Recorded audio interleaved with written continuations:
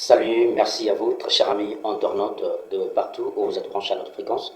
Le veille des consciences patriotiques.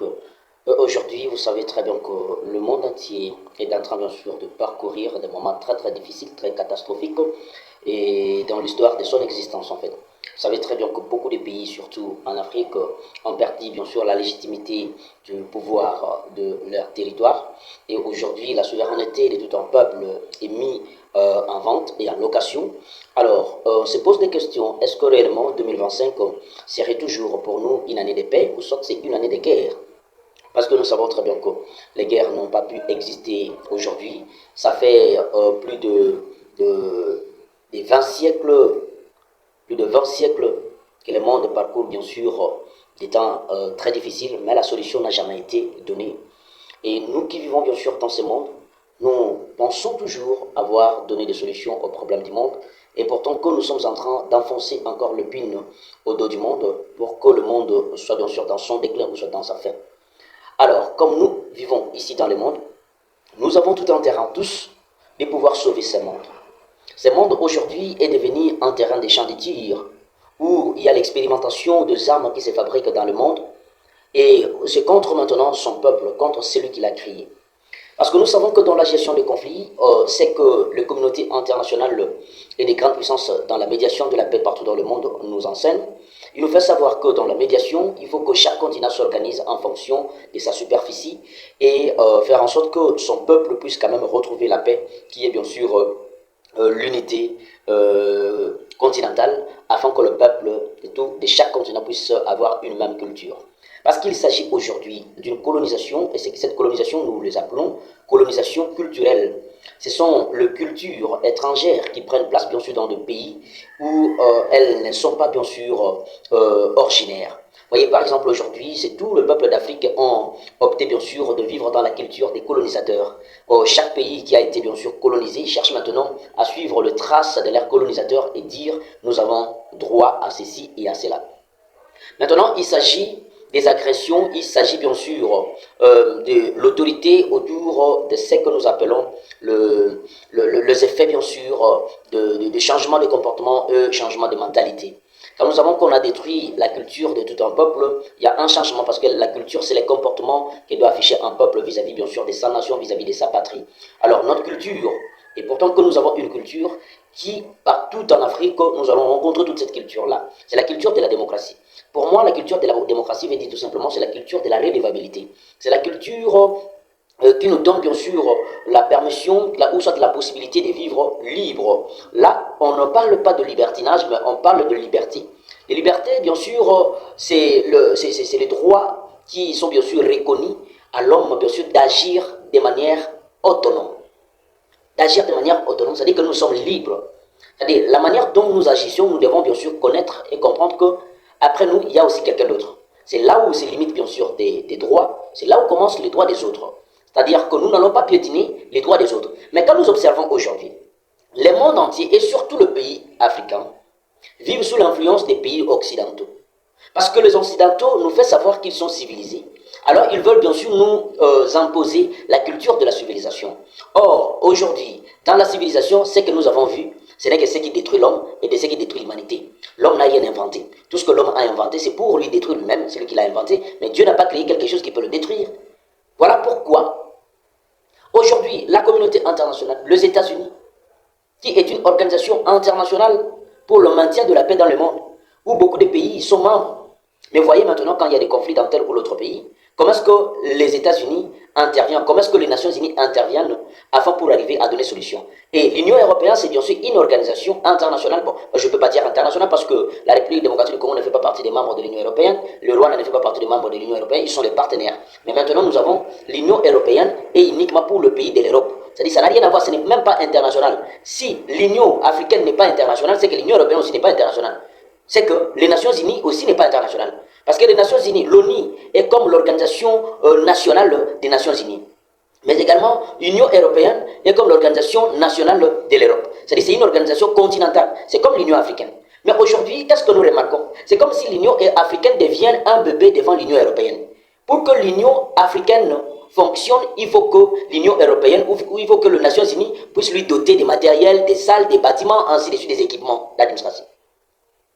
C'est-à-dire que l'Union africaine n'a pas de valeur. Aujourd'hui, nous savons que dans le Moyen-Orient, jusqu'à aujourd'hui, en tout cas, vraiment, vous allez m'excuser, si vous connaissez, vous allez bien sûr nous répondre. Moi, je ne connais pas l'organisation de l'Asie ou de l'Océanie. Quand le pays asiatique se réunissent, ils se réunissent autour des pays du Moyen-Orient, ou ils se réunissent autour des pays arabes, ou ils se réunissent autour de quel pays, quelle organisation continentale, pour répondre, bien sûr, pour répondre aux questions de l'intégrité territoriale de chaque pays membre de cette organisation. Vous voyez, aujourd'hui, nous avons l'Union africaine. Mais l'Union africaine a échoué par sa médiation, parce qu'aujourd'hui, qu'est-ce que nous comprenions? Nous comprenions que l'Union africaine, la CEDEAO, les EAC, toutes les organisations africaines sont comme des bébés devant les organisations européennes et organisations américaines. Mais pourquoi? Nous avons des problèmes de conflit aujourd'hui en Afrique. Mais voyez la modèle, bien sûr, de la médiation de pays africains, parce que l'Europe ne va pas entrer dans le conflit, parce que ce sont eux qui sont les commanditaires, les tireurs des ficelles de tous ces conflits en Afrique. Ce sont eux qui veulent faire diviser les Africains. Mais ils ont quand même une intelligence, en tout cas vous ne pouvez jamais comprendre que c'est l'Union européenne qui commandite, c'est la communauté internationale qui allume le feu, bien sûr, dans le conflit, par exemple, rwando-congolais, par exemple, le conflit du Soudan du Nord et du Soudan du Sud, par exemple, le conflit à Mozambique, le conflit, par exemple, au Burkina Faso. Ils ont leur système et leurs principes. C'est-à-dire que les Européens, quand ils tracent, quand ils veulent faire maintenant un crime, ils ne vont pas laisser les traces, ils vont faire disparaître les traces. C'est ce que nous avons vécu avec le procès de Vital Kamerhe. Vous savez très bien que quand Vital Kamerhe, on l'a arrêté pour le programme de 100 jours du chef de l'État. Mais dans les opérations, Vital Kamerhe ne s'est jamais fait voir qu'il était réellement impliqué dans les opérations. Vous ne verrez jamais le nom de Vital Kamerhe. Moi, depuis le début du procès, jusqu'à la fin, mais moi je me disais, ah, mais pourquoi?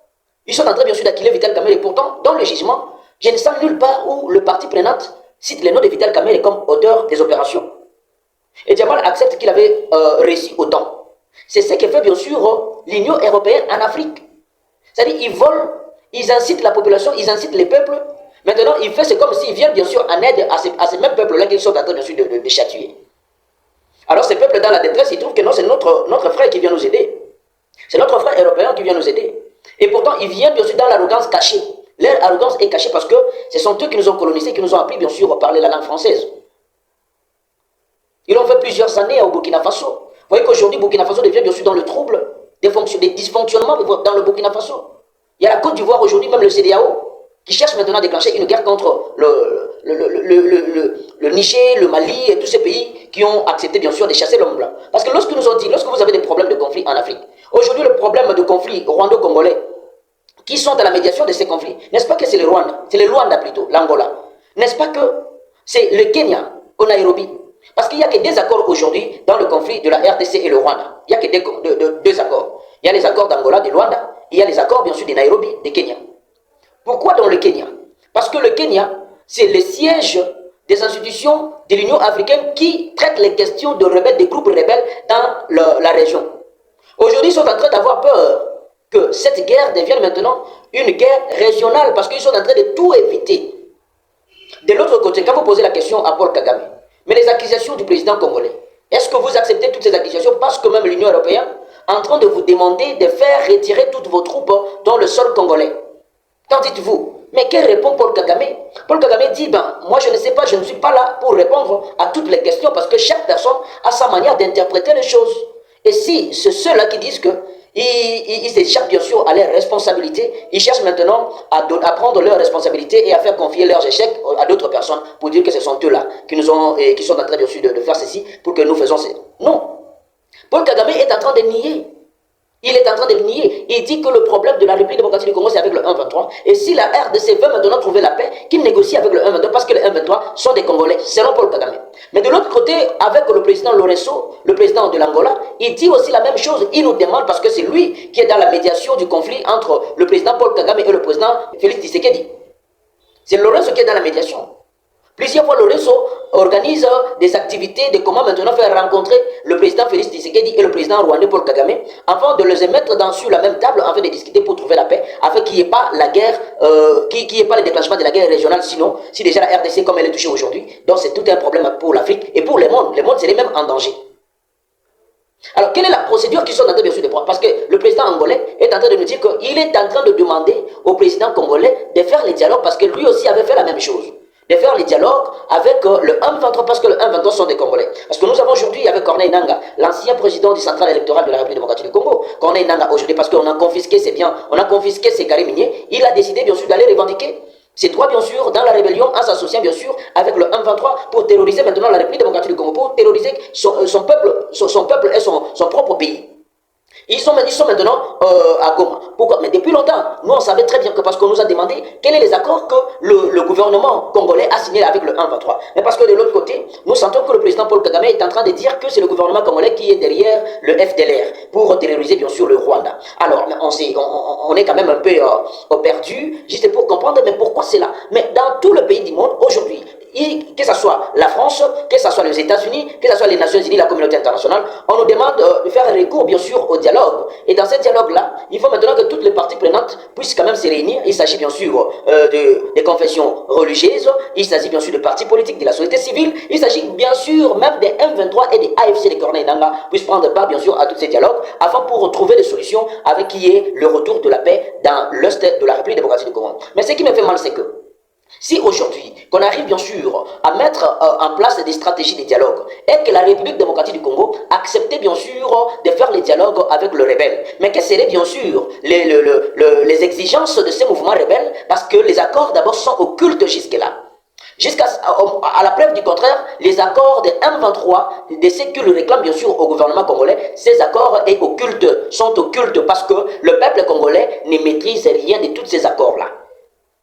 Mais voilà pourquoi les exigences, des fois selon les coulisses de ces accords occultes de Homme 23, le pouvoir discrétionnel de l'information nous laisse savoir que réellement, ils ont demandé, bien sûr, dans l'accession du président Félix Antoine Tshisekedi, d'organiser une brigade au sein de la présidence de la République démocratique du Congo. C'est trop louche ça, en fait. Ils ont demandé que les éléments de Homme 23 des AFC de Nanga puissent partager le pouvoir, et pourtant, vous le savez très bien encore, nous ne sommes pas dans une période de transition. Nous venons bien sûr d'organiser des élections et le président Félix a été élu président de la République démocratique du Congo. Le mandat du chef de l'État est de 5 ans. On ne peut jamais venir nous dire maintenant, il faut couper ces mandats, bien sûr, au mi-chemin, pour aller tourner maintenant vers le dialogue et inviter le parti prenant de venir partager maintenant les gâteaux. Nous allons maintenant faire le gouvernement de transition. Non. Mais si aujourd'hui le président congolais acceptait le dialogue avec le 1-23, des fois que c'est que vont demander les 1-23 dans ces dialogues, que par exemple, que si dans l'organisation du gouvernement, il faut maintenant que nous, les 1-23 et les AFC de Corneille Nangaa, que nous puissions prendre la défense, le ministère de la Défense. Imaginez par exemple s'ils demandaient ça. S'ils demandaient le finance, s'ils demandaient le budget, s'ils demandaient l'intérieur. Voyez maintenant comment est-ce que nous sommes en train maintenant de se mettre dans le pétrin. Nous voulons assez que la République démocratique du Congo est une nation, est une puissance. Parce qu'avant que nous soyons en République démocratique du Congo, à l'époque, on était les Zaïre. Mais vous savez comment est-ce que les Zaïre réfléchissaient par rapport à la souveraineté nationale? Parce que l'article 5 de la Constitution nous dit que la souveraineté nationale appartient au peuple. Mais maintenant, aujourd'hui, la souveraineté de tout un peuple est mise en vente, est mise en location. Mais si le peuple doit quand même s'élever. Il est temps pour que le peuple congolais s'élève. Les Burkinabés ont chassé les impérialistes pour rester entre eux, parce que si on nous demande même dans le dialogue, pour résoudre le problème de conflit en République démocratique du Congo, on nous demande de négocier avec le mouvement rebelle parce que le problème de l'Afrique concerne les Africains. Mais si aujourd'hui, que les accords avec les Européens étaient une marmite et qu'on prépare la nourriture à l'intérieur, moi prenez un nom mais je ne mangerai pas. Les peuples congolais ne mangeraient pas non plus. Le peuple africain ne mangera pas non plus. Parce que cette nourriture qui est préparée dans une marmite sale, on ne va pas manger. Parce que les accords des Européens sont des accords occultes. Vous savez, aujourd'hui, parce que nous avons un problème, le problème de réchauffement climatique, on nous laisse savoir comment est-ce que le monde est en train de se déchaîner. On nous fait savoir comment est-ce que nous sommes en danger aujourd'hui dans le monde. Alors, maintenant, nous invitons tous les peuples africains de se réunir. Ne regardons pas bien sûr le conflit de nos présidents, parce que ces conflits-là sont politiques. La guerre ici que nous voyons, c'est la guerre politique, ce n'est pas une guerre civile. Par preuve, lorsque Corneille Nangaa et sa troupe des 1-23 sont entrés bien sûr dans la ville de Goma, sauf les affrontements avec les FARDC. Mais nous l'avons vu dans le Bukavu. Comment est-ce que les M23 sont entrés?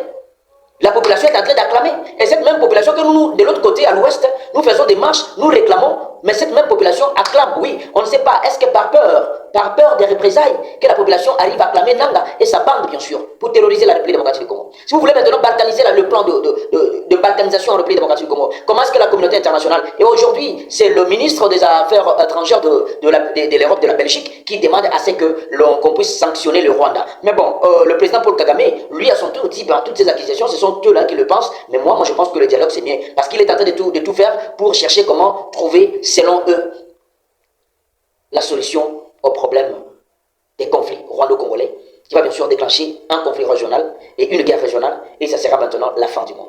Voilà, merci très chers amis internautes de partout où vous êtes branchés, merci une fois de plus pour votre fidélité à notre fréquence de veille des consciences patriotiques, et merci à tous ceux qui nous ont permis bien sûr de réaliser cette émission, Madame Evodi Ieska Lutondo qui était bien sûr à la supervision de cette émission, le veille des consciences patriotiques, merci également à Mike Urdobé qui était bien sûr à la technique et à la régie finale de cette émission, le veille des consciences patriotiques, et je vous invite bien sûr à vous adhérer massivement dans cette plateforme mouvement visionnaire monde, enfin pour s'immobiliser et partager les messages de paix pour qu'il y ait la paix dans le monde. Donc je pense qu'avec le jeune conscient du monde, nous pouvons relever les défis. D'ici là, portons bien et bon suite des programmes.